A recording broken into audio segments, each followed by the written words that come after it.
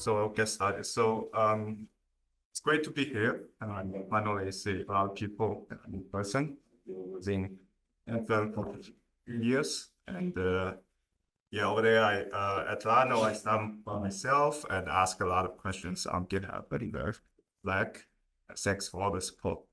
So this is a work we recently did with a postdoc, Lorentz. Now he's converted a staff over there. And just before that, I moved to Georgia Tech. So just in time, he got converted. So I'll give a quick overview of what we are trying to do at Lano with MHD, dynamic MHD or MHD equilibrium solvers. So we are interested to use MFEM, for instance, or have a scalable solver to model this tokamak where we have the plasma inside, and then in fact, when it hits the wall, then it impacts the wall structure and pop it out. Like so you can see we have like all sorts of solvers all over the place. We have compatible finite element, the finite difference, where they are trying to solve, and also we have a separate effort to stabilize finite element, collaborating with people from same year.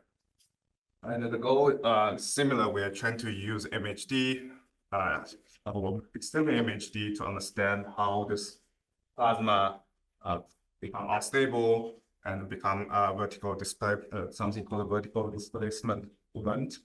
So in that case, also trying to simulate similar thing with slightly different models. And then we have some wall models and some kind of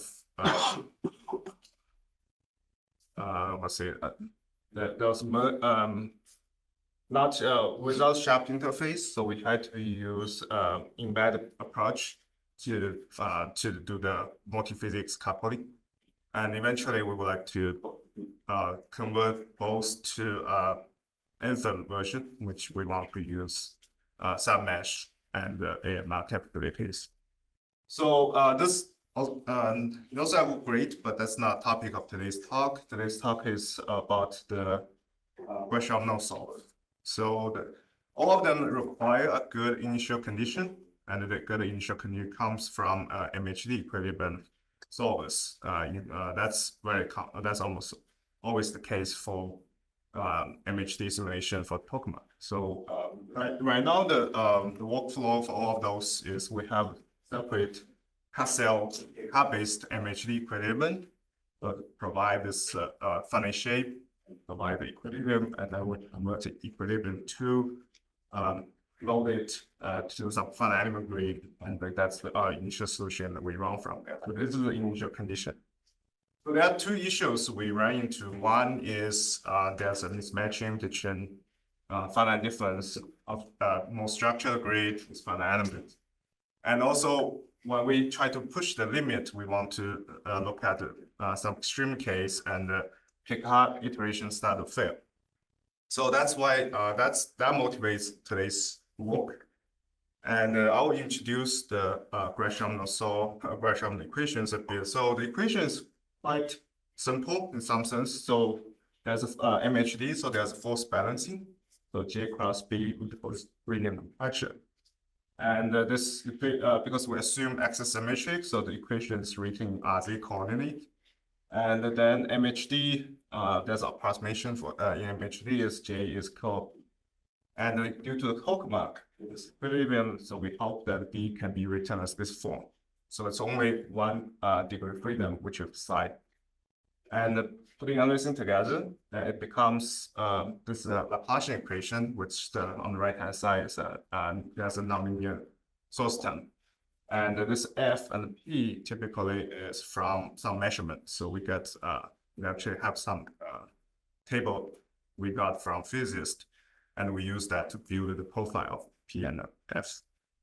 And so the problem, if we put everything together, problem looks like this. So it's Laplacian psi equal to the source term, if it's in the plasma, inside the plasma. If it's outside the plasma, it's either 0 or there's external force term, which is I over the I term. And then the availability boundary condition, it has to decay properly close to infinity. Numerical actually there's a Nature paper from DeepMind. They try to do shape control using reinforcement learning. First of all, they build upon this Grad-Shafranov solvers, and then they develop other criteria using to help stabilize it. So here today we don't talk about I/O. We just talk about the convectional solver. So here we have this plasma, and then in the central piece is the magnetic axis, and then there's this separatrix, which is described by this saddle point, and that's where the plasma is.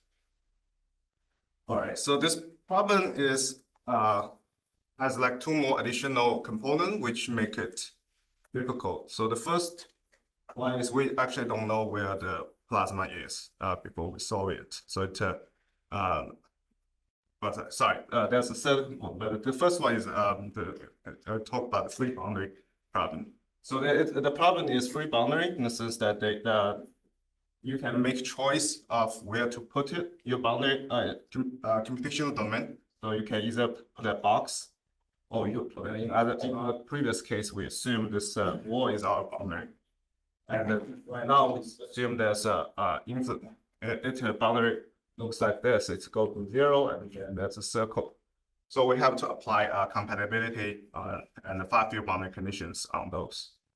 And then there's a second part. We just mentioned there's a shape control part. We don't know where the plasma is. We hope plasma stay inside this chamber. And then it's actually an optimization problem. We can optimize the current such that the plasma stay in the middle. And another criteria we often use is trying to there's targeting total current inside the plasma. We would like to optimize such that there's like a certain type of total current that we targeted at. So so as I just mentioned, the problem is one big challenge is plasma domain is not known, and it really depends on the current solution. So there are two cases. One is called non-diverted case, and one is diverted case. So for the non-diverted one, basically is the separatrix in the in this solution. So then the plasma is defined, as you can imagine, is where the level set hits this boundary. So this is where the plasma is, because otherwise all the other part will just diffuse away because it hits wall. So that's the limit can stay.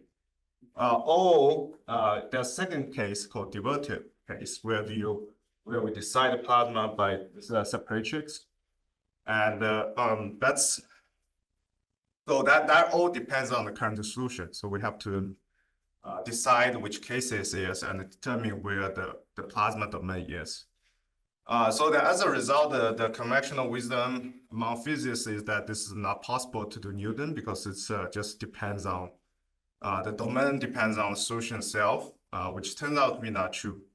And the additional difficulty is that we are interested here the zero beta case where there's a pressure gradient of pressure becomes 0, which kind of remove one way to stabilize the plasma, which then make the problem even more challenging. So that's where actually our previous Picard solver start to struggle. So the high-level summary, so we are working on this PD constraint optimization problem. We have this equation we want to satisfy, and we have plasma shape we want to satisfy, and the total current we want to satisfy. And the control parameter, we have this alpha, which comes from the source term, and also the current, a list of current we can optimize. Currently, our MFEM-based solver has a few like non-conventional components. One is, for instance, this saddle point search. So for the given solution, we have to search for the saddle point. And then the plasma, based on the magnetic axis and the saddle point, we have to determine in the mesh where the plasma domain is. So we have a simple tree search algorithm to propagate from single axis to the whole domain. And also, the tricky part, as I said, is to build this analytical Jacobian. So require shape calculus. And finally, there's this far field boundary condition, which require a double surface integral. So this weak form of the Grad-Shafranov equation is just Laplacian. So it's relatively simple, except that there's this double surface integration, and this m is a Green's function, and then this is actually a nonlocal action, and then we have to get some help from listening to implement this custom integrator in the code. One tricky part, as I just mentioned, is to compute the analytical Jacobian when the domain of the plasma depends on solution itself. So this, obviously, we did not use AD, and if automatic differentiation can figure that out, that would be, I would think that would be amazing. But right now, it took us a while to figure that out. There's a paper published a couple years ago, but they never put in any details. They just say, oh, it works because it's a physicist paper, so they focus on physics. So we have to figure that out by ourselves. So essentially, we want to compute this for Jacobi. We want to compute this directional derivative with respect to psi at the perturbation sign.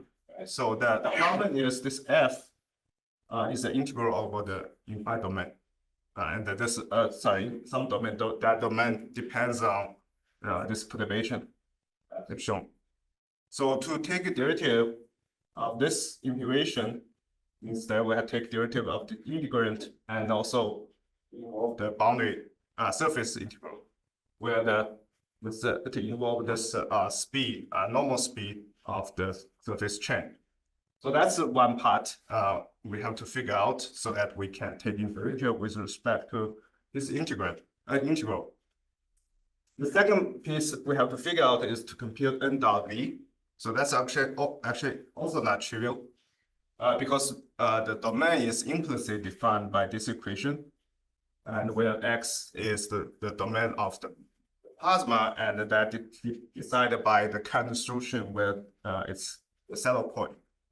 So then we can actually use implicit function theory to compute, to cancel some term, because this point is a saddle point, so the gradient is 0, so we can work out n dot v terms. And then putting everything together, then we cut the analytical Jacobi, which works really well from the Newton's perspective. And in terms of shape control, we have this constraint. So it's also pretty standard that, well, this constraint satisfies that there's a bunch of target point of the plasma shape, such that we assume that the solution should be 1, normalized solution should be 1 on that shape. And this problem actually is G is nonlinear because this has to be normalized.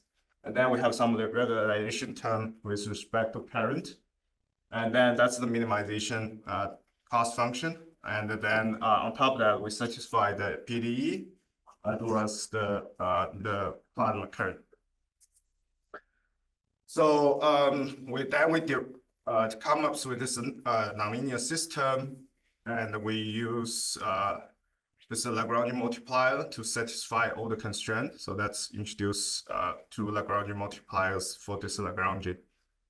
And then we use the analytical Jacobi we just defined, compute to linearize it. So we got this 5-component system in MFEM, and the large degree freedom are this y and p, which corresponding to the solution. Y is the solution, p is its Lagrange multiplier.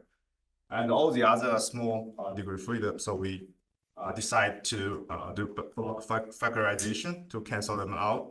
And then we got resolving this 2x2 system, which is can be symmetrized. And this B operator is like a diffusion operator plus rank 1 perturbation. So it's pretty heavy, and A and C are also not very nice. So this is a linear problem, still very difficult to solve. So we try actually a few ideas, and a few ideas do not succeed. For instance, we try to symmetrize it, but this is not positive definite, and A and C are a very low rank, and with huge values because of those stabilization term, and we cannot get this converge nicely. And also we try to flip the side so that it's compatible with those HSS preconditioning, but because B is really heavy, it's very like dominating, and HSS doesn't work even though this principle fits with their formula. So eventually we get working by just non-symmetrize this by just putting B in the diagonal and then B transpose. We try a few things. I'll skip those. One thing works is this applying AMG on B and B transpose and with this upper triangular approximation. So it require about 30 linear iterations per Newton, and each linear iteration involves 2 AMG recycle, so it's like 60. So it's quite reasonable compared to before.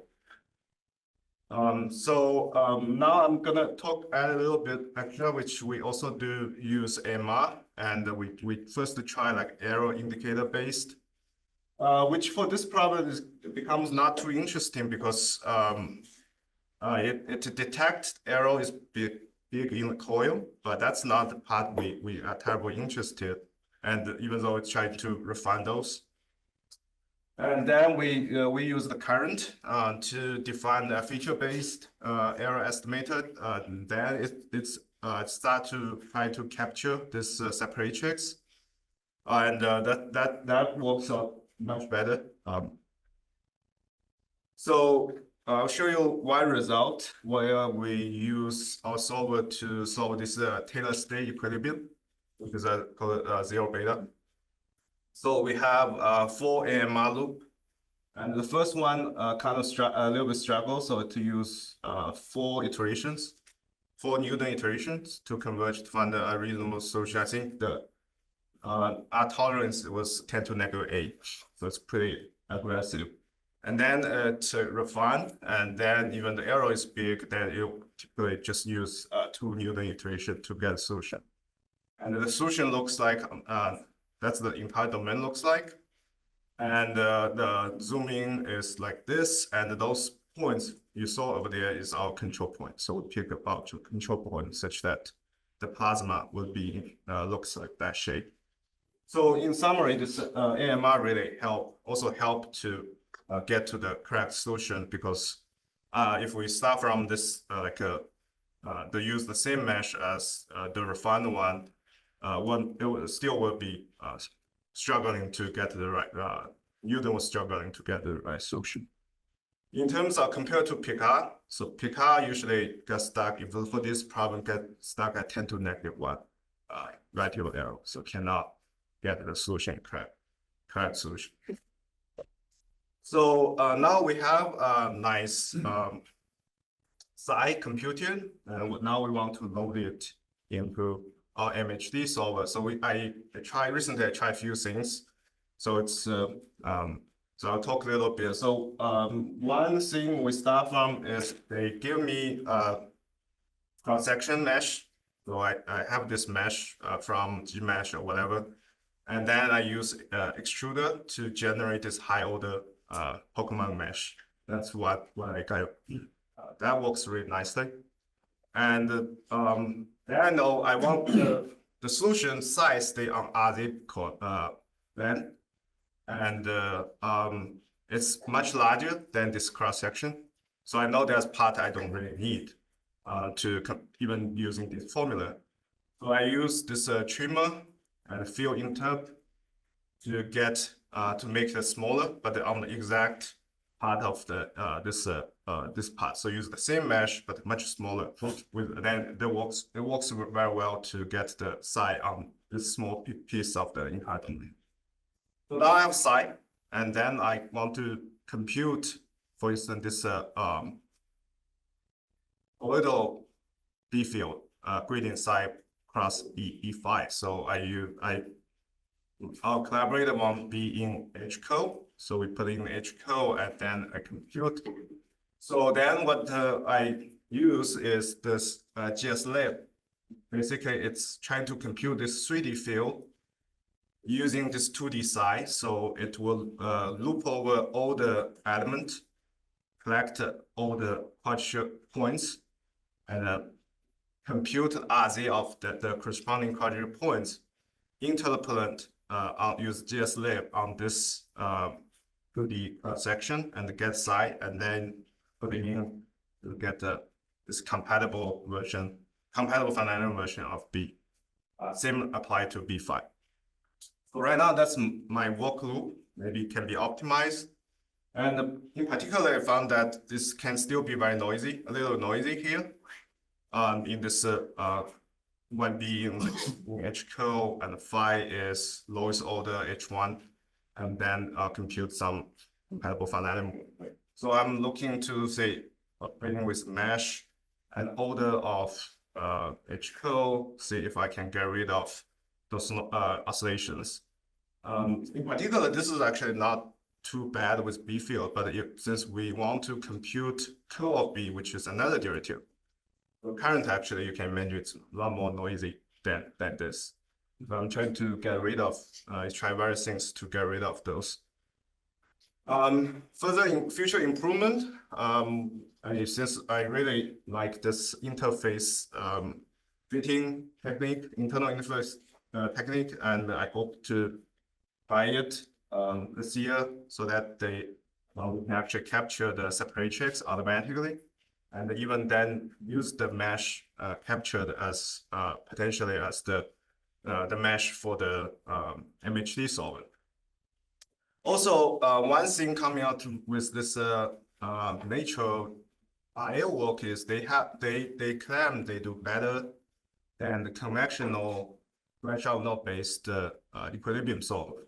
One thing they found is useful is they found that they have inequality constraint where they have for example there's magnetic axis where they put the constraint of the bound of R and Z, and then they assign which side is good and which side is bad. But still, there's an inequality constraint. They want to bound it. So I know there's an inequality constraint apps in the MFEM. So I hope at some point I would like to try this, see if that can give us a better equilibrium. Finally, we are interested in getting a good equilibrium for spark tokamak, which has this foot, and that probably needs some matching capability to resolve this this foot inside the solver. So that's something I would like to try.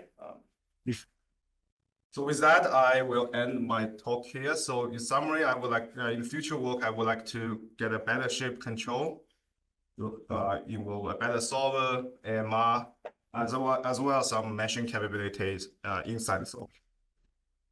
Let's thank our speaker. Scott.